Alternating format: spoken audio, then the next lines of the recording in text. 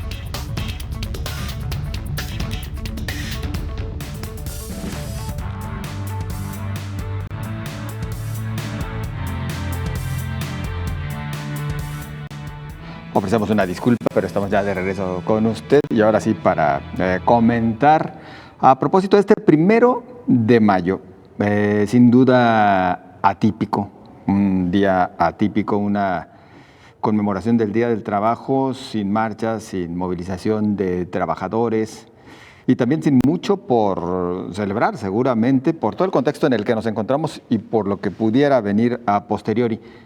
Agradezco el que nos acompañe por la vía telefónica el doctor Ángel Guillermo Ruiz Moreno, académico del Departamento de Estudios Jurídicos del Centro Universitario de Ciencias Sociales y Humanidades. ¿Cómo está, doctor? Buenas tardes. Con el gusto de saludarle, José Ángel. A la orden. Pues, atípico, sin lugar a dudas, este 1 de mayo. Sí, claro, es un asunto complejo. En todo el mundo no se han manifestado los trabajadores como suelen hacerlo desde 1886, cuando lo de los mártires de Chicago, ¿no? Que se conmemora el 1 de mayo, y esto es una situación que a nosotros también nos ha pillado por sorpresa, a todo el planeta, pero sobre todo en el área laboral. Ese es un gran asunto que tiene que ver con la cuestión de la productividad y la economía, pero también es un tema de salubridad general que es clave atender, y las prioridades me parece que tienen que ir por el lado primero de la sanidad y luego de la cuestión del trabajo. Sin embargo, en un país como el nuestro, en un país en donde el 60% de la población económicamente activa está en la informalidad laboral, porque sí trabajan, pero son trabajadores informales, no tienen empleo, por lo tanto, pues una de dos: o se ganan la vida o no tendrán que comer, y claro, la van a perder también. Híjole, doctor, pues toca usted un punto que es medular. Sin lugar a dudas, así como se ha dicho que esta pandemia representará un parteaguas, representará un antes y un después en diferentes ámbitos de la vida cotidiana, inclusive en cuanto a la incursión de la tecnología y en otros aspectos, bueno, también en lo que refiere a este tema de la informalidad, ¿qué tendría que dejarnos? Porque la realidad de las cosas es que, bueno, ya vimos que pues no es el camino, no es la vía, ya lo hemos padecido de manera más radical, si me lo permite decir, porque pues el trabajador se ha quedado, el trabajador que en algunos casos por falta de oportunidades y otras por propia decisión no se incorporaba a la actividad formal, pues ya vio que es difícil pasar por este tipo de crisis. Claro, y esto ese es un fenómeno a nivel mundial. Yo alguna vez participé por invitación del Instituto Max Planck de Alemania, de Derecho Social, que es allá el derecho de la seguridad social. Participé en un coloquio europeo en donde se daba cuenta de que generalmente el trabajo informal se convierte no solo primero en un problema de seguridad social, luego de seguridad pública, porque lo tenía que reprimir en muchas ocasiones el propio Estado, ¿sí?, sino en un problema de seguridad nacional. y que la informalidad laboral junto con la migración son fenómenos que no se han sabido atender adecuadamente en una época en donde los derechos humanos me dicen a mí que yo como individuo tengo derecho al trabajo. Sí, pero no necesariamente vinculado al derecho del trabajo, que es otra cosa. Esta situación es que para crear empleos, que no es el gobierno, me parece que el presidente de la República cometió un grave error cuando prometió la creación de 2 millones de empleos, pues no sé de dónde lo va a hacer, porque además al gobierno no le corresponde hacer empleo, crear fuentes de empleo, sino crear las condiciones económicas y sociales para que se den esos empleos, con certidumbre jurídica, con facilidades administrativas, con beneficios fiscales, o sea, con una serie de elementos que haga que la inversión llegue y que se quede aquí en México. Y hay en este tema del COVID, por ejemplo, el turismo, que es una gran fuente de ingresos nuestra, hasta donde tengo entendido entre la tercera y la cuarta fuente de ingresos en materia general del Producto Interno Bruto, está prácticamente destruida. El tema de la aviación, todo ese tipo de factores me parece que nos obligan a hacer una gran inversión social y a repensar, ojo con lo que voy a decir, Juan Ángel, sé lo que estoy hablando, a repensar en el derecho del trabajo. Es increíble que nosotros en México, el país que se siente orgulloso de que por primera vez estableció los derechos sociales de educación en el artículo 3 de la reforma agraria en el artículo 27 y el trabajo en el 123, el trabajo en la previsión social, hoy seguridad social, estemos totalmente sin un seguro de desempleo. O sea, aquí el tema de quienes tenemos la fortuna, por ejemplo, en un caso de tener a un empleador como la Universidad de Guadalajara, que tiene conciencia de clase y clase en la conciencia, porque el derecho laboral es un derecho de clase.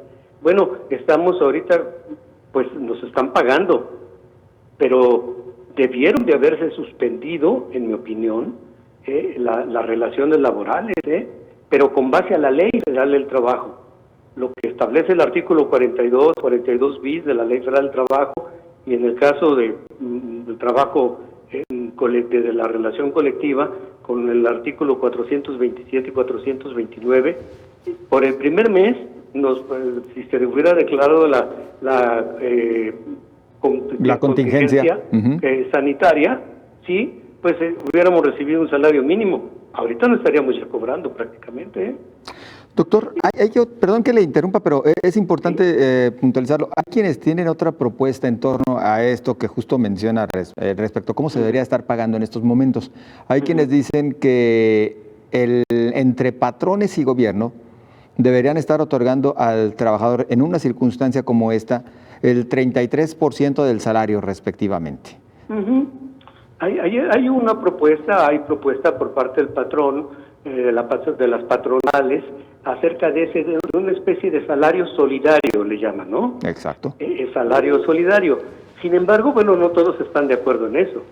Yo, por ejemplo, en mi oficina, que tengo una oficina particular, le estoy pagando a mis auxiliares en investigación y la secretaria y la que hace el ladeo, le estoy pagando el salario como si estuviéramos trabajando, pero yo estoy haciendo home office. Claro. Entonces, este tipo de situaciones se piensa y cada uno lo ve, porque ese es un tema muy complejo. El Estado lo ve desde su interés, los empleadores desde su propio interés, los trabajadores evidentemente tienen su personal óptica, pero aquellos que, por ejemplo, no tienen ni trabajador ni nada, y si no sale uno a trabajar no come, en ese momento es cuando te das cuenta tú de que la gran desigualdad social que tenemos en México, en donde la mitad de la población está en situación de pobreza y casi 10 millones están en pobreza extrema. Y en este asunto, lo más paradójico de todo, José Ángel, me parece que esto hay que reflexionarlo seriamente, es que México es, a pesar de todo, la 15ª economía del mundo. Pero hoy en esta gestión actual se ha preferido burlar la ley por parte de quien está a cargo, y no estoy hablando de política, de burlar la ley que estaba contemplado, lo que yo le comentaba, los artículos de la Ley Federal del Trabajo, esa figura jurídica, ¿no?, de la contingencia, y se declara una emergencia, que no es lo mismo contingencia que emergencia. Claro. Y en este punto es aquí donde me parece que está el Estado de Derecho en riesgo, porque no estamos respetando las normas, porque sabemos que a todos nos pilló por sorpresa, y no podemos esperar que papá gobierno lo resuelva todo. ¿Qué tendríamos que hacer? Y es lo que yo les he dicho hoy en varias entrevistas que he tenido la oportunidad, que yo mucho agradezco estar aquí ahora en mi casa de estudio, haciendo esta reflexión.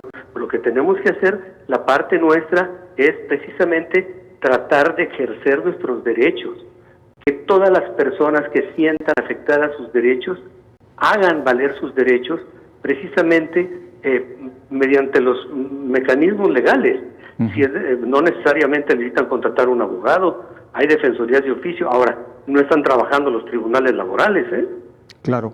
Y ese es otro grave problema, porque me parece que la justicia es indispensable que invirtamos ahora en la tecnología. Estamos en la época de la cuarta revolución industrial, industria 4.0, y ahorita yo he estado trabajando en este día y seguiré trabajando en algunos webinars y en unos paneles virtuales, ¿no? Exacto. Esa es la forma de hacerlo. Es atípico, sí. Que yo mismo me siento fuera del lugar, sí, claro. Pero esto es, me parece, la dura realidad que tenemos que afrontar todos. Híjole, lamentablemente el tiempo ya prácticamente se nos ha venido encima. Solamente mencionar también a propósito de lo que menciona, de que, bueno, también en el ámbito laboral, las áreas que tendrían que estar velando porque se cumpla la ley, pues están sin actividad.